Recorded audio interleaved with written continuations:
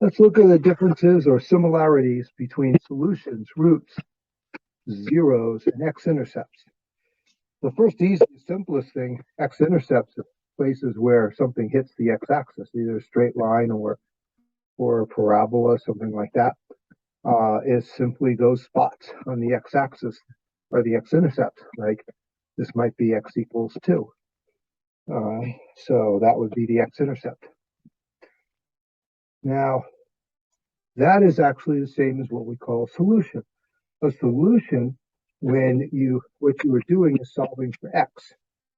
All right, so if we have a simple one, well, actually, we have this parabola here. Our goal would be to find out what the x's are that, in this case, let's go back here. Every point on here has an x value and the y is 0. So we would make this equal to 0, and we would work all this out. We figure out the x is equal to 2 things because it has a 2 here, and that means it's a parabola and it's hit in 2 places. So in solutions, we are trying to get x equals 0, or no, x equals something, and it's when y equals 0. Let's change that word from when. Now, the roots, these are what make an equation a true statement. Right? So if we have an equation such as, actually, let's say we say 0 equals x squared minus 2x minus 15. That exactly is going to tell us, the x's that go in here that make it equal to 0 are the roots of it. And they're actually the numbers that would make the equation. So if we work this out and solve it, let's do that, and then for us to talk about it. Function of x equals x squared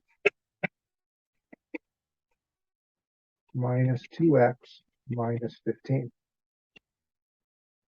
So what I'm going to do here is solve it to make this part 0. And when the function of x is equal to 0, that means we're going to find the zeros, which actually is what this part does. That is when the function of x is equal to 0, what x's make 0. All right, so we'll find out, and we look and see, can this be factored? We use the quadratic formula, but in this case, if we do x and x, it can be factored as minus 5 and plus 3.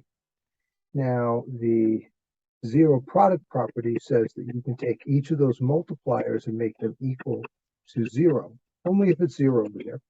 So we get 2 answers, negative 3 and 5.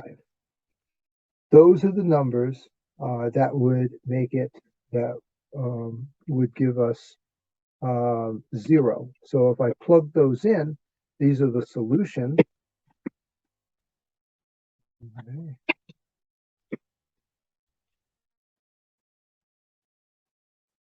Graphed, they end up making the x-intercept. Okay. And then they are the zeros because it's when y equals 0. And roots because you can make it again. Sort of like roots make the bigger tree. Well, now if we take this x minus 5 and x plus 3, and then we multiply it, we get the x squared plus 3x minus 5x minus 15. We get x squared minus 2x minus 15. And of course, all of this is f of x in front.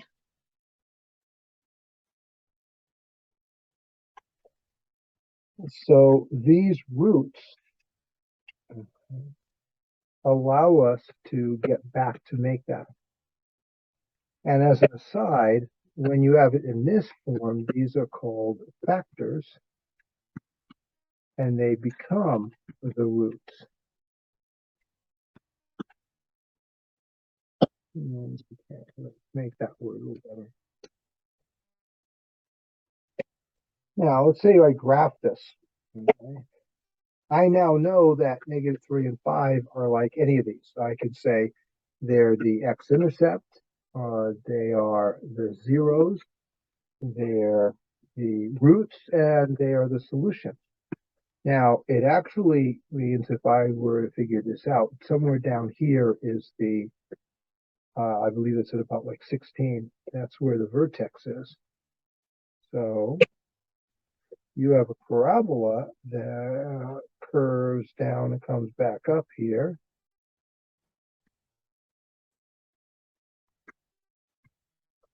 Although I want to go all the way up here. On all my graphs, I always go all the way to the end of the graph. That's approximately what it would look like here without the squiggly line here. That would be more straight. Ooh, maybe I can make it straight now.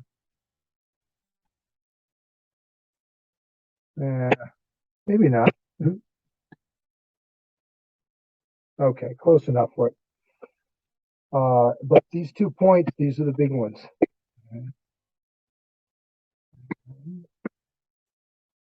Okay, that's enough for you to get an idea that to some practical sense, all of these are still exactly the same. They all give you roughly the same information, just in a different way there. Thank you for watching and listening.